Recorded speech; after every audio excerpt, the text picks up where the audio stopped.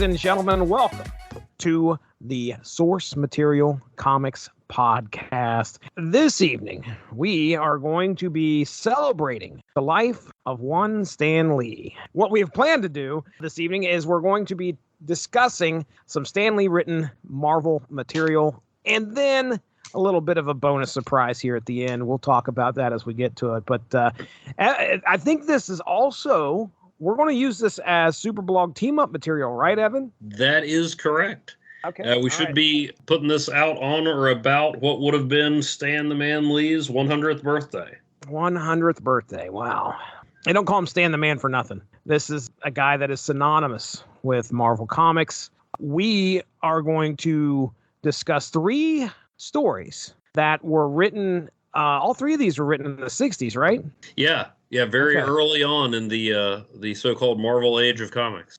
So you and I spitballed like, okay, what are we going to talk about? How are we going to do this? You started throwing some ideas my way, and what we landed on were some very early Stan Lee stories that took place in three different books. The first one is a story takes place in Fantastic Four number 12. This is the first meeting between the Thing and the Hulk, and specifically the Fantastic Four as well, and the Incredible Hulk. And this is something that way back in the day, I'd never read this comic, but I covered Hulk Thing Hard Knocks. I don't know if you've read that, but I don't think I read it. I remember it had some very distinctive covers. This issue, Fantastic Four number 12, is talked about in that very same series. So this is the first time I've actually sat down and read this. I knew it existed, of course, but just never read this. So that's going to be our first story we're talking about tonight. So that's Fantastic Four number 12. Our second story will be X-Men number 9. And then we're first meeting between the X-Men and the Avengers. That's right. And if you haven't figured it out, folks, there's a bit of a theme here. It is some meetings of heroes in the Marvel Universe that Stan the Man Lee had a chance to author. Our third story we're going to be talking about comes from Spider-Man Annual number 2. This is Spider-Man and Doctor Strange in a story titled The Wondrous World of Doctor Strange. So I'll go ahead and cover the first book, then Evan's going to cover X-Men number 9, and then I'll wrap us up with what happens in the wondrous world of Doctor Strange. You know, like I said, these are first meetings of these characters, and one of the cool things about Marvel Comics has always been, you know, kind of the shared world.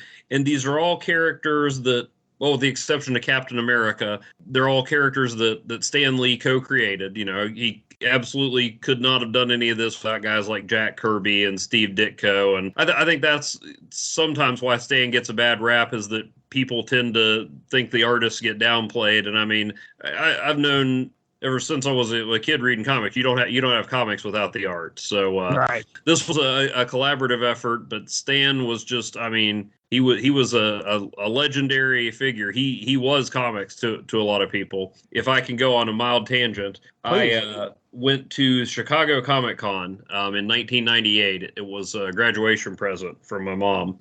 My friend and I got to the Marvel booth one morning, and we were trying to see who was going to be signing when and plot out our day. And I heard this voice I recognized. This was way back in 1998 when there weren't, you know, comic books all over TVs and movie screens. So, right. So what voice would I recognize at a comic convention? You know, it was all mostly comics. It wasn't, you know, the place for TV shows and movies to be announced and things like that. Mm-hmm. Stan Lee was at the Marvel booth, just showed up a little early, started talking to people. Wow. Huge line formed. And my friend and I were like, oh, dude, we got to get Stan Lee to sign something. But what? So I'm looking through and I'm like, what do I have did I bring anything that Stan wrote? You know, I didn't expect I'd get anywhere near him. And so, you know, we were digging through. My friend took a couple pictures and I'm like, okay, well, we just got to get in line. Let's just get in line.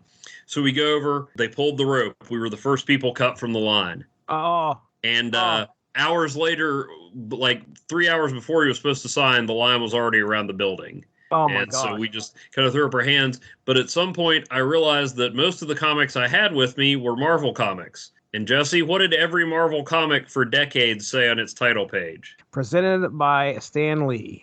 So his name was on like everything I had there. Right.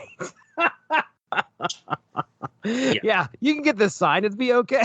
Yeah, but I mean, but the point was, in a time before comic book material was as big as it was now, just his voice over a crowd, that was so familiar. That was comics to me from narrating those cartoons when I was a kid, Spider-Man and His Amazing Friends and the Incredible Hulk. So yeah, just that voice. I mean, he helped make Marvel and helped make comics what they are. Not alone, certainly, but right.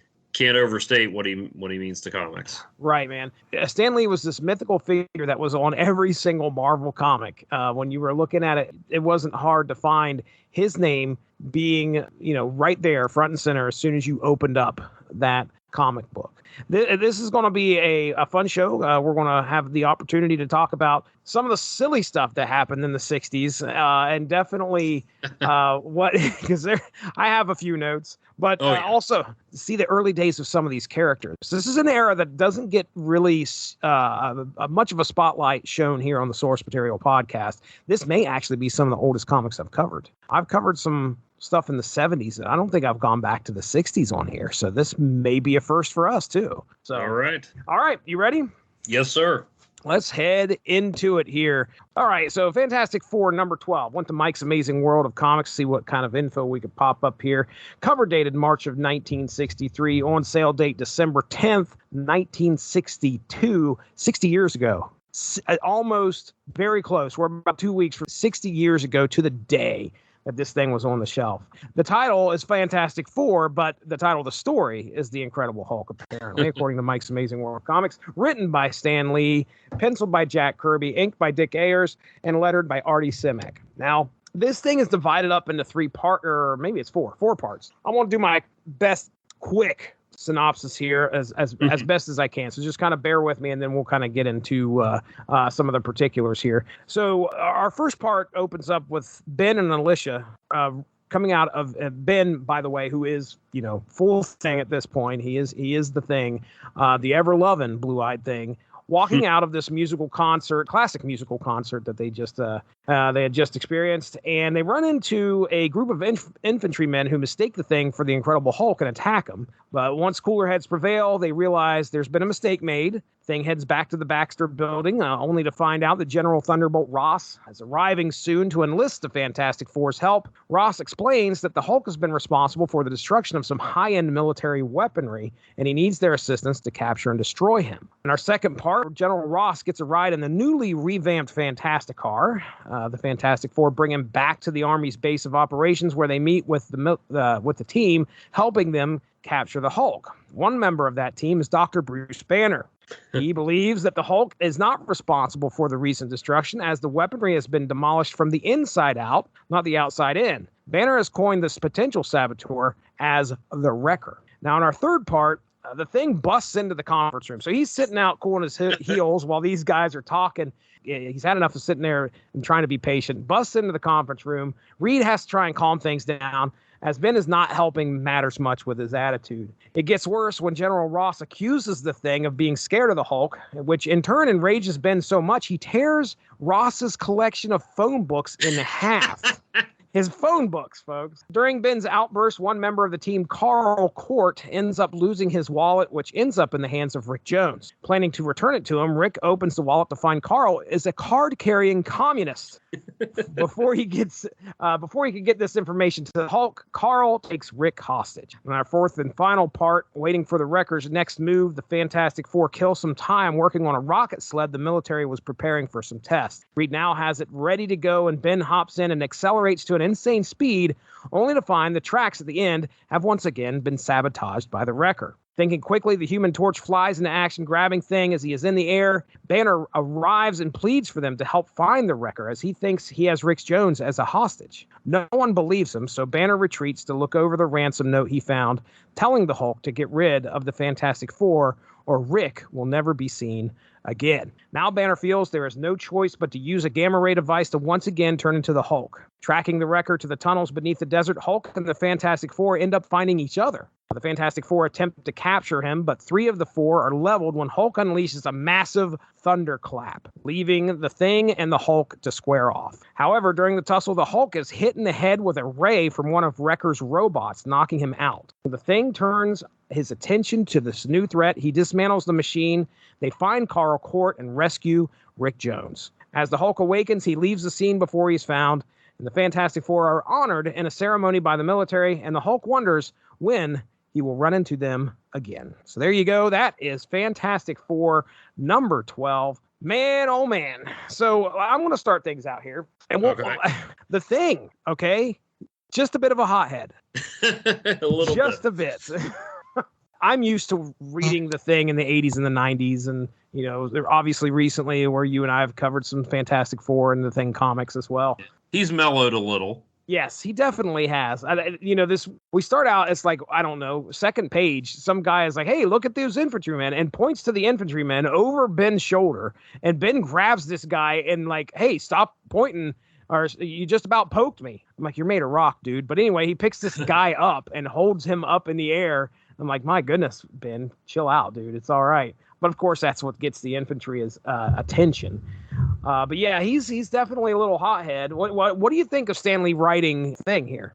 Well, I know one of the big things that people praised early on with his writing of the Fantastic Four was it wasn't like this perfect family or team dynamic. The Thing and the Torch were always arguing, and that continues today. But the Thing's temper and just his anger at being disfigured, and everybody got powers, but he's the only guy that can't blend in. That was always a big focus in those early stories. So it's pretty consistent. It is a little. He does have kind of a hair trigger on that temper.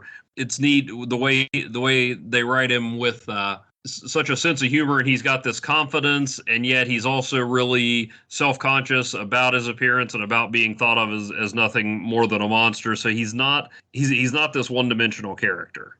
He's always got some kind of like confident dialogue and things like that, but he gets easily frustrated. His dialogue itself, like when you look at it, he still has that, is it a New York kind of like accent, or that's definitely written into the way that he speaks. So that didn't feel too far from, but man, yeah, I just thought, wow, he is quick tempered. There's one point in the story where he doesn't want to wait on a door to open, and he just rips it off at the Baxter building. There's something he needs, like some kind of key card. Climbs up the elevator shaft. It's like, you know what? I'm tired of waiting for the elevator. Rips the door off and then climbs up the pole. I think he had to have some kind of key, but either way, he was so frustrated. He's just like, okay, I'm ripping this door off. And then, of course, like I said, the meeting with General Ross, he just grows impatient from waiting outside. And what's funny is Johnny Storm is just like, oh yeah, here we go. Let's get some action going. I'm like, dude, you're supposed to be working with the military here. What are you cheering for Ben for? Yeah, well, that was, I guess, a little need for conflict, and some of this I wondered as I was reading some of this, how much of it might be the result of what they called the Marvel method of making comics, where Stan would give a general plot outline, the artist would draw it, and then he would fill in the dialogue. So some of it may have been kind of the artist's interpretation of what Stan said, and then Stan's take on what the artist drew. In that scene where Torch is flying around and Thing busts down the door, then the Invisible Girl, I'm not being sexist, that's what she was called at this point, is disarming the soldier, and he says, "A voice from nowhere, this place is haunted." Yeah. I just feel like he needed to say something there. Right. You got to know what the Fantastic Four is doing, but yeah, it's pretty interesting and amusing.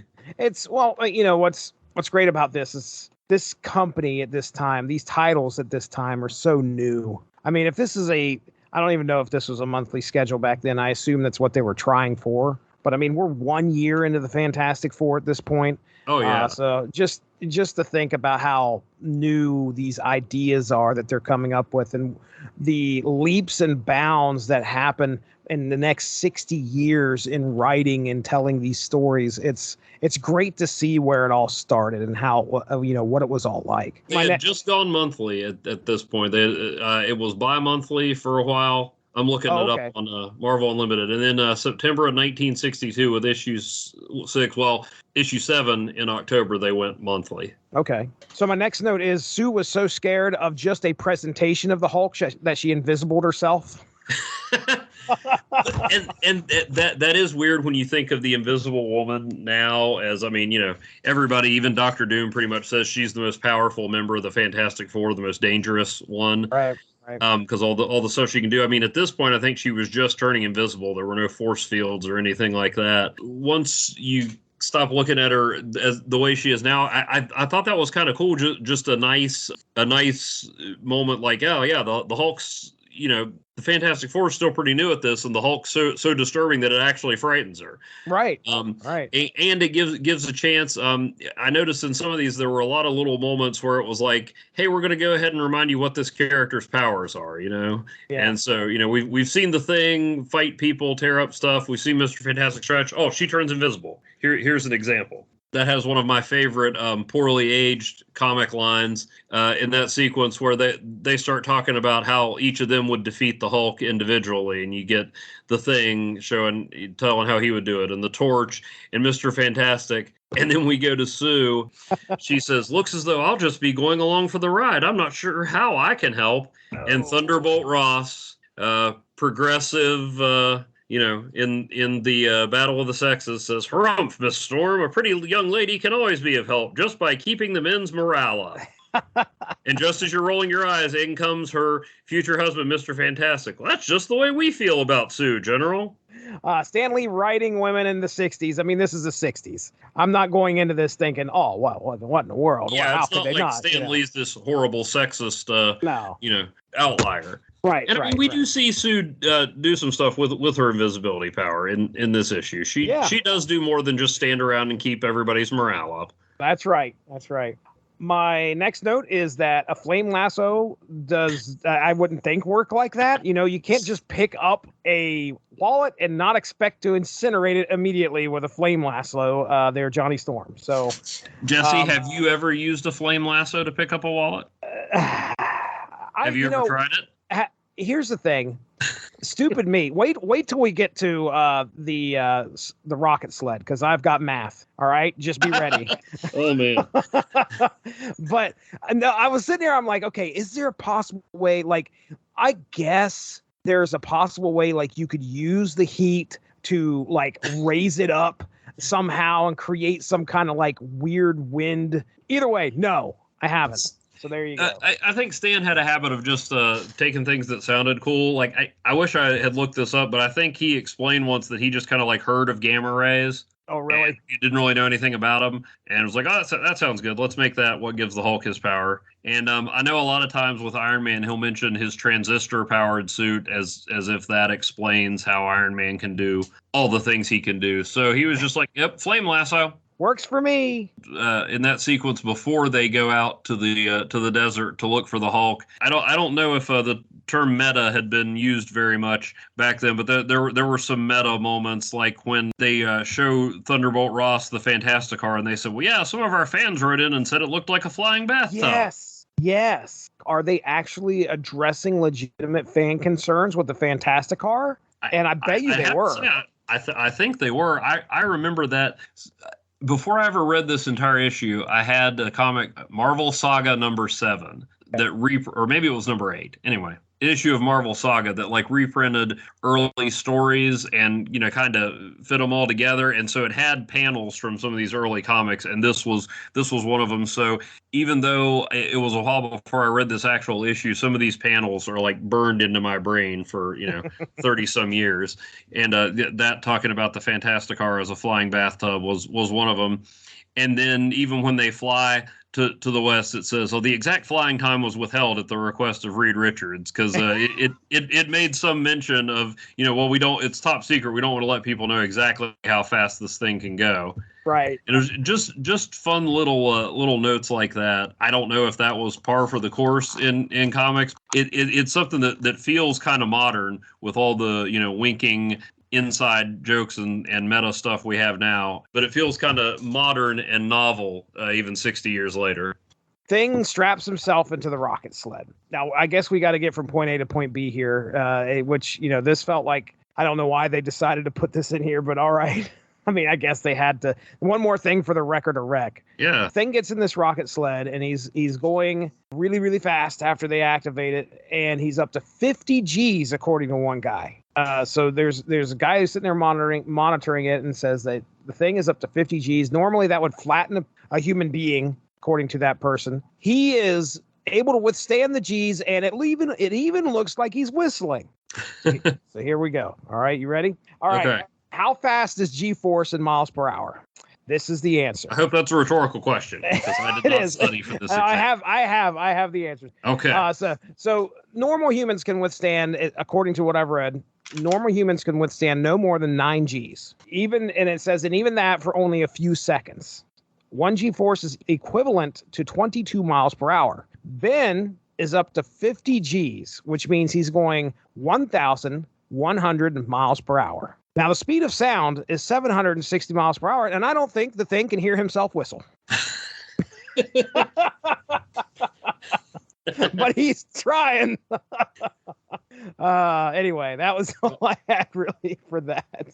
I don't know much about the behind-the-scenes writing of this, but I'm pretty sure you put more research into that than Stan Lee did. The final note that I have for this issue is we finally get the Hulk versus Thing. Thing's been talking up a big game this whole issue, and it's going down. This is our very first battle between these two frenemies, if you will. They're usually on the same side, but my goodness, if they can throw down, they will throw down. Right here we get our first interaction of our Hulk versus Thing. So what do you think of the first fight between these two behemoths? Well, first of all, since we're talking about Stan Lee, I got to give him credit. He was known for his bombastic verbiage and really talking stuff up, but I think he nailed it when the Hulk steps in front of the Thing. It says, and then one of the most dramatic moments in the history of adventure fantasy occurs. As the Incredible Hulk suddenly hurls himself into the open, face to face with the mighty Thing. Yeah. That's a pretty accurate description. I remember reading that too and going, you have no idea that what you're saying is something that, for 60 years will actually continue to be true. Really is. This is one of the greatest rivalries in comics. It is. And usually the Hulk wins or the fight ends on a technicality, like that laser coming up, because, the Thing, he says, hey, what happened? I didn't even land my last punch. I must be better than I thought I was. Yeah. Which is some of that false bravado that Ben Grimm comes up with from time to time. But you really get the Hulk taking on the whole Fantastic Four, not just the Thing, even though the Hulk versus Thing matchup is what a lot of us think of. But you see the whole team really well, maybe with the exception of Sue. But you see the she is invisible. Yeah. and the Hulk can't find her, so right. It's effective, but I mean, you get the Thing getting a good punch in there on the Hulk, and then the fight kind of ends prematurely. Right. And the Thing takes care of business, going after the Wrecker's robot, not to be confused with the magic crowbar wielding Wrecker. Yeah, that was one thing in my synopsis. I was like, should I make a distinction? But I made sure to Carl Court, not the Wrecker that we all know. This guy, by the way, I've got his Marvel fandom wiki here. Carl Court does not have too many appearances. Okay. Just to kind of flesh that out. It's not like he makes a big comeback in the 70s or something. This guy has a total of 4 appearances of Carl Court. Let's go ahead and take a look and see what we got. Fantastic Four, Volume 1, Number 12, Hulk Thing, Hard Knocks, as I mentioned earlier. Yeah, and then Hulk Grand Design, Monster Volume 1. I don't know what that is. Grand Design Monster. Grand Design is when they get certain, I don't know if it's indie artists, but really distinctive artists and kind of go through and do a character or a title's kind of history. So I know they've done it with X-Men and Fantastic Four and Hulk. Oh, okay. So it was a flashback. Gotcha. So that's it. Carl Ford. Not a large part of the history other than this. When you literally carry the card for your subversive pro-communist organization in your wallet, I know. I was like, this idiot, like, if you get pulled over and they ask you for your license and you hand them your wallet. Let me take this communist card out of here, sir. Yeah. Hold on just a second. 3 pages of Hulk versus the Fantastic Four. Got some good action in there. The Fantastic Four find the real villain, and who finishes him off? It's Sue, the invisible karate chop that disarms him and allows the Thing to take him into custody. Iconic issue, really. It really is like one of the more iconic issues. Anything from the 60s is always sought after, but I know that if I had my shot on what I wanted from the 60s, this is probably making the top 10 for sure. Oh yeah, it's loads of fun. And then the Hulk Thing rivalry has kept going. I think the first time the Thing officially won was just a few years ago in Dan Slott's run of Fantastic Four. And the Hulk wasn't gray or anything like that, and we don't have any gray Hulk going on or anything like that. The latest battle was in pretty early in Slott's run on Fantastic Four when the Thing and Alicia were on their honeymoon, and the Puppet Master mind controlled the Hulk. And this was the immortal Hulk, the pseudo horror version of the Hulk, tearing after the Thing on his honeymoon, out of control. Then the Thing was on his own, no Fantastic Four to help. It's a pretty good one. Good. So that is our first issue. Now let's head into X-Men number 9. I know that you have the synopsis ready for this one, so I will step back, sir. You have the floor. All right, and like you, I went to Mike's Amazing World to get the particulars here. X-Men Volume 1, number 9, went on sale November 3rd, 1964. Written by Stan Lee, penciled by Jack Kirby, inked by Chick Stone, and lettered by Sam Rosen. So we open as a cruise ship narrowly avoids a collision with an iceberg thanks to the timely intervention of Cyclops. The X-Men are aboard, bound for a rendezvous in southeastern Europe with Professor X, who is on the trail of Lucifer, the villain who cost him the use of his legs. Using a motorized rig that puts his animated series hover chair to shame, the professor enters Lucifer's underground lair, only to be taken prisoner by the villain's artificial dust devil. The most powerful mutant telepath responds as you might expect, by drawing a gun and opening fire, but Lucifer warns him that if he is harmed, the world is doomed. Back on the surface, Thor and the Avengers arrive, hot on the trail of some evil impulses being detected by Mjolnir.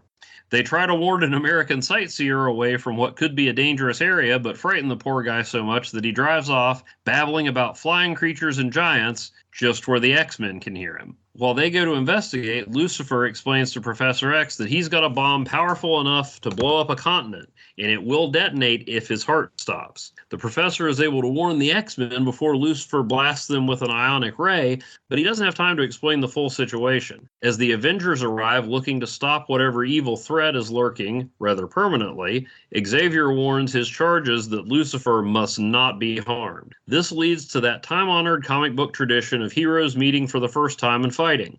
Xavier manages to subdue Lucifer without stopping or significantly altering his heartbeat, then telepathically fills Thor in on the situation just before he turns poor Bobby Drake into crushed ice. Then the Avengers vote to let the X-Men handle this their way and exit stage right. Yes, they do. Xavier and the X-Men work to disable the bomb, which the professor warns would destroy Antarctica and flood the world. With Professor X guiding him and Lucifer's heart rate starting to change, Cyclops punches a precision I-beam into the device and disables its fuse. Then, satisfied that Lucifer has been defeated and humbled, and pledging never to harm a human being, the X-Men let the villain go. Okay. Oh, man. We'll just talk about the cover real quick before I let you go here. But our cover shows, obviously, it's the Avengers and the X-Men squaring off right there on the front. Underground is Professor X versus Lucifer. Professor X with the gun, not what I'm used to seeing, and this tank of a chair, which looks just completely awesome. But I mean, that's what stood out to me when I was looking at this. Not the fact that we got two iconic teams facing off. It's Professor X with a gun and a tank of a chair. So there is a lot happening on that cover. Yeah, there is. I mean, a lot. Okay, go ahead with your notes, sir. I'll let you go first. Still not used to seeing Professor X on his own as the action hero, so to speak. I mean, every now and again you get it, but I would have thought that would have been a more modern development. I would have thought he just kind of sat back and guided things in the 60s, but apparently I was wrong. And yeah, the idea of Professor X bringing a gun, they make it clear that Professor X is telepathic, but a lot of times the dialogue and the captions talk about how powerful his mind is, and it seems to include his intelligence and stuff like that. So it's another one of these cases, like you were talking about with Fantastic Four, where these characters are almost kind of still being formed. We know exactly what we think Professor X would do in certain situations, and he wasn't there yet at this point. Right. So, and speaking of maybe dubious powers, this is the first time I've ever seen the Avengers travel cross country based on the evil impulses that Mjolnir. Right. I was one of my notes here is like Mjolnir is an evil divination rod. Like he's just holding it out there and he's it's quivering right now. We're stopping here because it must be Lucifer. Must be like a pretty epic bad guy if that's the case. Just from what I was reading, because I went to Marvel fandom and I was like, okay, let's take a look at the history of this Lucifer guy. Certainly there's a storied history. Well, we're only at X-Men number 9. And yeah, it turns out that this is Lucifer's first appearance. Why in the world is Chuck after this guy? I'm sure that was going on in the first issue or the previous issue, but no, that's not the case. Of course, it says they're on the cover, and wait till you meet Lucifer. Well, it felt like there was a history. Yeah, well, there is. It's kind of implied. I mean, they say that this is the guy who cost Professor X the use of his legs, but they don't say how. So it's kind of neat to see the mystery sort of built. Again, talking about my impressions without necessarily reading a lot of these, I figured most of these were just one and done stories. I did go back and kind of on the Marvel Unlimited app and just look through issue 8, and Professor X was already in Europe on the trail of, I don't know if they specifically mentioned Lucifer, but I mean, this was being set up in the last issue. I mean, as far as Mjolnir, it's similar to the Flame Lasso or Professor X's mind powers. It's whatever we need for the story to work. You and I grew up with the Marvel trading cards and official handbooks where they quantified everything everybody could do. This was just whatever Stan and company were coming up with in their imaginations to make their story work. We needed the Avengers to show up in Europe. And so, Thor's got a magic hammer. Let's use that. That isn't as far-fetched as the artificial dust devil, but I won't bring that up. Which, I mean, that was just hilarious. Professor X has gone along in his tank wheelchair, and then all of a sudden, out of nowhere, comes this dust devil underneath the ground. And sure enough, it was because Lucifer set that up. I kind of lost the thread a little bit when Lucifer was like, all right, I'm going to hit your X-Men with the mental ionic ray. And I'm like, okay, yeah, this is getting fantastical, pretty sure.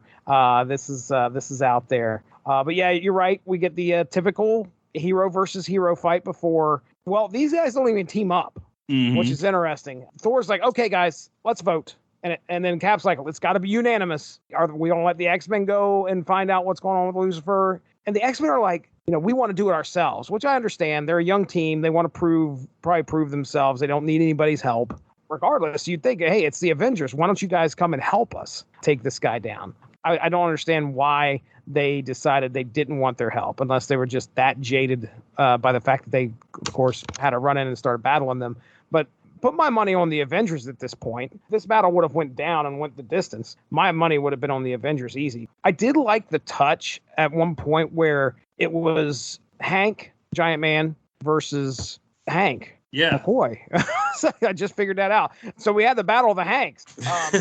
Hank Pym versus Hank McCoy. He's Giant Man mode. He's got a hold of Beast by the scruff of his outfit there. And there's a point where Beast is like, hey, do me a favor and don't talk while you're so while you're so big, because your voice is deafening. Yeah. And I was like, I've never thought of that. Like, it would be extremely loud because everything, his voice box is, I think he says his larynx gets so big that it's just so booming.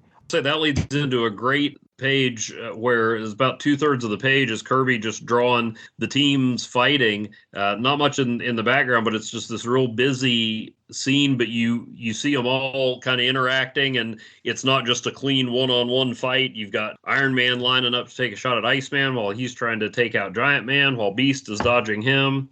And you got some great dialogue, like the Wasp going after Marvel Girl, saying, "If I can just reach that Titian-haired tigress in time."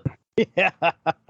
Oh man, everybody's on this page. Everybody is battling it out. And then you have Iceman talking trash to Thor. "Go fly a kite, Curly Locks. You're too square to scare anyone." Ah, the 60s. Some of its time dialogue. Very. Rick Jones was a hip cat in the Fantastic Four. He was in the Fantastic Four book that we were reading. Captain America, though, stays true to the 40s. "Young fella, I have a collection of warnings that would make your eyes pop." Young fella. But we laugh at some of the aged dialogue, but there's also some cool details in here, like the scene where Cyclops blasts the hammer out of Thor's hand and Angel goes to pick it up, and he can't, and there's not an asterisk or whatever explaining it, but it's just that detail that nobody or very few people can lift Thor's hammer. And even when the Avengers vote to leave and talk about the rotating chairmanship, that gives you an idea of how the Avengers work, even if you've not read their book. And I'm sure they were probably hoping that if you liked this, maybe you'll check out an issue of the Avengers. As the Avengers are leaving, Wasp says, "It wasn't all a waste. I did get to meet that dreamy Angel." And then she thinks, "Oh, I'm wasting my time. As usual, Hank is too smart to act jealous." So there's all these neat little details and character moments, that I'm sure you could find over in the Avengers book. I mean, it helps that the same guy's writing both of them. Right. But it's cool for all the dialogue that gets in here and some of the stuff that makes us snicker. It's cool to see the effort at building that world and keeping those characters consistent. Yeah, that was my other note I had mentioned earlier about the female dialogue coming from Stan Lee, and how Janet is like shooting to try and make Hank jealous. And oh my goodness, I just can't get him to be jealous. Just like the Invisible Woman, they have gone back and done right by Janet. I mean, she's led the Avengers. Oh yeah, and she's held her own before. But yeah, so some of these early ones, it's a little cringy. Learning that Lucifer was the reason for Professor X's legs being crushed and paralysis, basically the reason why he's in a wheelchair, I had no idea. I didn't know. Is this something you knew going into this issue? I did. I think I learned that, like so many things, from the old TSR Marvel role-playing game. There's an entry on Lucifer in there. I don't remember ever seeing Lucifer in an issue, or I think I did it at one point in some Essential X-Men volumes, but I couldn't have picked him out of a lineup. Yeah, me either. But yes, I did know that he was responsible for Professor X being paralyzed the first time anyway. I mean, he's had several lives and bodies. I thought it was pretty interesting that we kind of got a global warming adjacent theory that happens in here where, the polar ice caps are not going to just get melted here. What's going to happen is they're going to be obliterated and cause massive immediate cases of tides rising, as in like very large tidal waves hitting the coast. Yeah. And Jesse, I'm sure that had nothing to do with global warming, because that would suggest that there were politics in comics at that. That can't happen here. What are any other thoughts here on this issue? Just the odd ending with, well, Lucifer, he knows that we can beat him. He's been humbled, and it's not like we can hurt humans. So see you later. Right. And again, I wondered if that wasn't a Marvel method kind of thing, where maybe the ending wasn't specifically stated, and Kirby draws Lucifer walking off, and Stan's like, "Oh yeah, I guess they let him go, but he can't be a threat anymore because he's been humbled." Let me read a little bit from that final panel. "Because we X-Men are pledged never to cause injury to a human being, no matter what the provocation." Well, the joke's on them, because according to MarvelFandom.com, he's an alien. They could have hurt him all they wanted. Right. That's right. I forgot about that. So, all right then. The whole defusing of the bomb, boy, was that convoluted. Like, okay, Scott, 2 millimeters to the left. I couldn't look at 2 millimeters. I would not know the distance even looking at it. But whatever. He he was able to, Professor X and Cyclops were able to barrel down and just take out this whole fuse in this bomb with a very pinpoint shot. Concussive blast. And I gotta say, that was actually, I mean, a little bit more intense than what I was expecting. Right. I mean, it may not be the most dramatic thing I've ever read, but I mean, for somebody who maybe looks back at these older comics as a little bit simpler, that was a pretty nice sequence. All right. Anything else on this issue? No, I mean, like FF number 12, maybe not quite as classic, but it was a lot of fun. We're having some fun with it, but I mean, you can see in these, the building blocks of the Marvel universe and what, people would continue to extrapolate from it, and it's a fun story. It's maybe got a little more nuance and complexity than I was thinking. It's not perfect, but it's also not just drivel that doesn't hold up. Right, absolutely, I'll agree with you. And it's Stan Lee and Jack Kirby. Stan Lee and Jack Kirby on both of these issues that we've had so far. So it doesn't get much more of a power couple than that when it comes to comics. Next up, though, we have Amazing Spider-Man Annual number 2. We've got the co-creator of both Speedball and Squirrel Girl, Steve Ditko. That is correct. The Wondrous World of Doctor Strange, written and edited by the toast of Marvel, Stan Lee, plotted and drawn by the boast of Marvel, Steve Ditko, lettered and bordered by the ghost of Marvel, Sam Rosen. The inker's always got a little shade in the credits. On sale date, June 1st of 1965. And like I said, we're just covering this first story. Now, bear with me because I don't think I wrote much of a synopsis here. I just wrote kind of what happened in this book, and I'm going to string together some words to try and make it coherent. So here we go. Tell me about Xandu. This was the first appearance of Xandu. Okay. He would, if I'm not mistaken, appear about 9 years later, cross paths with not only Doctor Strange, but also the Scarlet Witch at some point. Okay. And then he appeared 9 years after that for his third appearance, and his fourth appearance broke the 9-year streak when he appeared in, are you ready for it, Jesse? Secret Defenders number 6 through 8. Oh.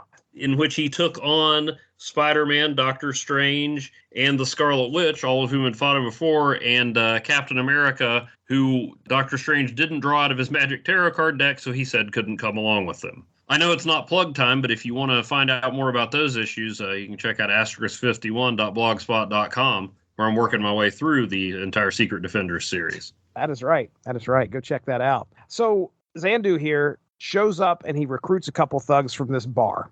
These guys are like the toughest around, apparently. They licked everybody in this bar. Xandu's like, you guys got some promise. How about you come with me? And they're like, what do you mean? And then he hits them with a hypnotism. He hits them, they hypnotizes them, and now they become, well, his lackeys, for a better term.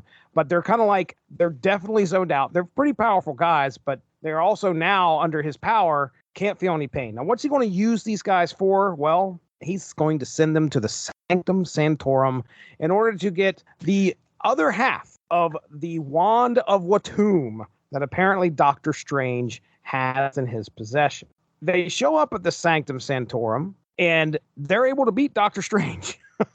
Xandu's powers, which he's able to see through these guys' eyes. Doctor Strange tries to use some kind of power to kind of create duplicates of himself, but they aren't fooled because Xandu is not fooled. And they take Strange, knock him out, and they grab the Wand of Watum and leave. Now, on the way out, Spider-Man happens to be outside, and he sees them walking outside, and immediately is like, those guys were robbing the place. Oh, they look like they're sleepwalking, but I'm pretty certain they're robbers. They're thieves as well. Well, in Spider-Man's defense, yeah, they were coming out of a skylight. Yeah. Oh, okay. Yeah, they were sleepwalking out of a skylight. So yeah, something strange is going on. That's probably going to tingle the Spidey sense. Yep.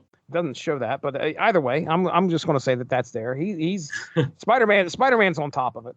Now, he mixes it up with these guys, but it turns out Spider-Man's not much of a match for him either, and he doesn't get completely beaten, but they're able to escape, but he's able to throw a spider tracer on them as they're walking away. So he's going to keep track of them, and the two thugs end up coming back to Xandu, give him the other half of the wand.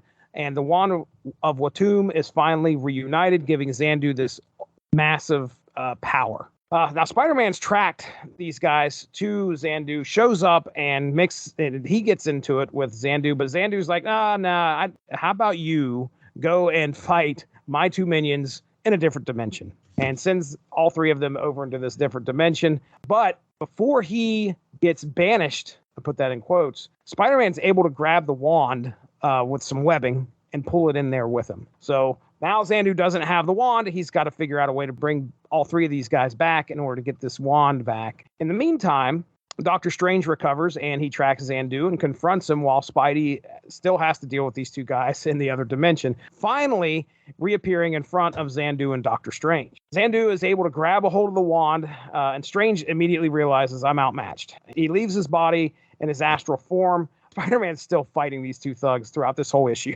They end up, I think, in the basement, or they're somewhere. I can't remember exactly where they're at as these two guys are attacking him.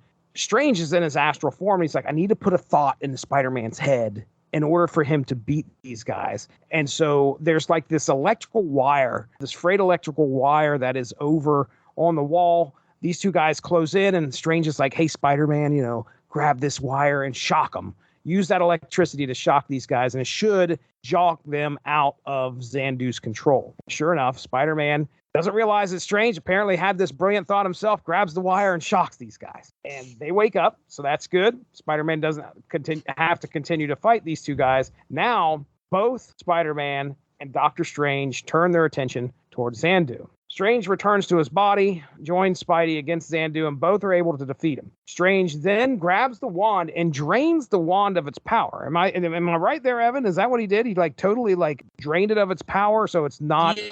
Yeah. Looks like it. It didn't take though, because the wand of Watum shows up in Xandu's other appearances. That's what I was going to say. I thought that this is something that I've heard this. I've heard of the wand of Watum before, so I know it's not like this is a one and done thing. But it looks like Strange, according to him, drains the wand of its power. And he also takes Xandu and puts him under a spell so that he will forget the evil of his ways. And that's kind of where we end the book, as I'll quote it, one of the last panels. One of my favorite lines ever. I know. I've seen this before. You've posted this before. Yeah, I usually post it with a happy birthday message on Facebook. Okay. Yes, that's what it is. And you also heard it on the Fox Spider-Man cartoon when he teamed up with Doctor Strange. Oh, okay. That's the first place I heard it. And then later I read this issue and I was like, oh, that's where they got it. Doctor Strange is leaving. And as he leaves Spider-Man, he says, may the Vishanti watch over thee. Spider-Man says, and may your amulet never tickle. May your amulet never tickle. Great. Which is a very Spider-Man thing to say when he doesn't know what the heck to say. Yeah, he doesn't. It's Spider-Man trying to spout some Doctor Strange dialogue. 5-6 decades later, the thought bubble would have actually read, why did I say that? Or something along those lines. So there you go. That is Spider-Man Annual number 2, The Wondrous World of Doctor Strange. This was a good story. I don't know much about the Xandu character coming into this, and you said it was his first appearance. First of at least 4. Of at least 4. Spider-Man, it's cool to see him pal around with other heroes. I was talking earlier about how I thought that they had met before. And there was a specific point in the dialogue where Spider-Man says, this feels like old times. I thought he was referencing previous adventures with Doctor Strange. But let me find it specifically and see if I was incorrect, because there might be some context that I'm missing when I was reading it. I hear you talking, Doc. This is beginning to feel like old times. Okay, so what's happening before that? There's got to be some context that I'm missing. Let's see. Dr. Strange says, that's it, Spider-Man. Keep moving fast. Keep him off balance. It's our only chance against his deadly wand. I hear you talking, Doc. This is beginning to feel like old times. I don't know. Okay. At first, I remember thinking this was like, oh, this is a pretty pedestrian Spider-Man Doctor Strange team up, but you got to remember this is the first one. So, you and me and Chris a while back did that Darkhawk Sleepwalker crossover where Spider-Man gets dropped into another dimension full of mindless ones and they have to pull him out. And at that point, it's kind of old hat. But this is, Xandu puts Spider-Man in that portal, and Spider-Man's kind of freaking out, but has the presence of mind to yoink the wand of Watum in there with him. I mean, I dare say this is probably one of the first times you've seen Spider-Man in a setting like this. You're probably right. I mean, now we're used to Spider-Man can be in any story. Spider-Man can fight street level thugs and the Kingpin and cosmic creatures and be an Avenger, but this was probably new territory for Spider-Man. So there's a reason that Ditko's praised for all this weird Doctor Strange art. I mean, look at some of these things with the thugs,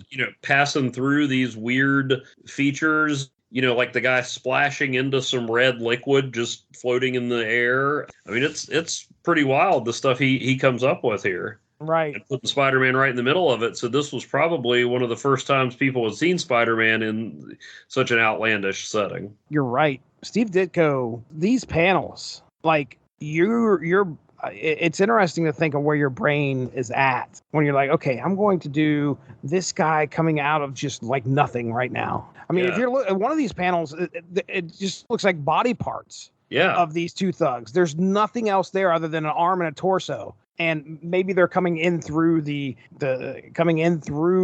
blue, but it almost looks like they're just kind of floating out there in space. And then the rest of it, I mean, it is weird. Very, very, I want to say esoteric. Is that a word that would describe this? Okay. Yeah. It defies explanation. And that's obviously on purpose. But I mean, it looks fantastic. And yeah, you're right, man. It is very, very strange. And I mean, you and me, we've seen Spider-Man and Doctor Strange team up in the comics. We've seen them in cartoons. We've literally seen them fight side by side in 3 live action movies. Right. This is the first time they've ever shared a page. I don't have an encyclopedic knowledge of Spider-Man, but I've read a lot of the early issues, and I don't know that you've seen anything quite like this for Spider-Man before. Right. Yeah, we're off and running. The character's been around a little less than 4 years at this point, I think. Yeah, we get a lot of classic Doctor Strange in here, too. The Eye of Agamotto. We have the Astral Form. That's classic Doctor Strange. The Sanctum Sanctorum is a big thing. We get a lot of good stuff. If this is the first time you're seeing Doctor Strange, watch out, folks. Wait, what do you think is happening over there in that book? Yeah. Could you imagine, like, oh, this is Spider-Man, but what is happening over in Doctor Strange? Is this something you get every month? People were probably like, I want to check this out. Or some others were like, don't ever show this to me again. I prefer my street level. And that was one thing, back in the day, I will say, I am known as the street level starch.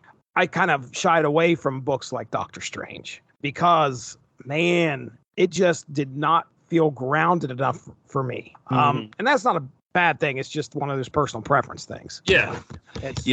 I've never been much of a Doctor Strange on his own kind of guy. There have been some people that did it well. But yeah, I've never been just hey, I wonder what Doctor Strange is up to. Right. A good issue all around. I mean, it's interesting. It's neat to see these two heroes from really different backgrounds and a totally different power set come together in order to fight one guy. I should say fight one guy and his minions and have to, try to work together. And it's not like they have a problem. That's a good thing. These two guys don't fight and then decide to team up. So they actually get past that Marvel madness that happens between the two groups of heroes at first. It helps that Doctor Strange was unconscious for the first half. That's true. That is true. All right, man. Well, any other notes here on this one? No, it was pretty straightforward. But like I said, once you kind of consider its place in history, it stands out a little more. Right. And may your amulet never tickle. I mean, I also don't know. I don't know how else you can end a book any better. So there it is, man. The 3 issues that we decided to cover for our tribute to Stan Lee. You got any final thoughts? These were loads of fun. I don't want to get into splitting hairs over how much of it was Stan, how much of it was Jack or Steve Ditko. I mean, it doesn't work without without all of them. A lot of fun. We might think we're more sophisticated now, but there's, like I said, there's a lot of great building blocks for what was to come. They had a lot going on, a lot of subplots and texture to it, and it was really fun to kind of see the formative years of some of these characters and see them start on their way to what they are now. And so ends part 1 of our celebration of what would have been Stan the Man Lee's 100th birthday. But Evan and I are not done. Check out the second part and a separate episode where Evan and I break down our personal top 5 Stan Lee cameos. We are also celebrating with some other Superblog team-up members. Just type in hashtag SBTU on Twitter to find some other great blogs and podcasts honoring the life of Stan Lee. Thanks for joining us. All of this would not be possible without W2Mnet.com, so make sure to seek them out for more podcasts. If you enjoyed what you heard today, please feel free to share, and we look forward to entertaining you again soon.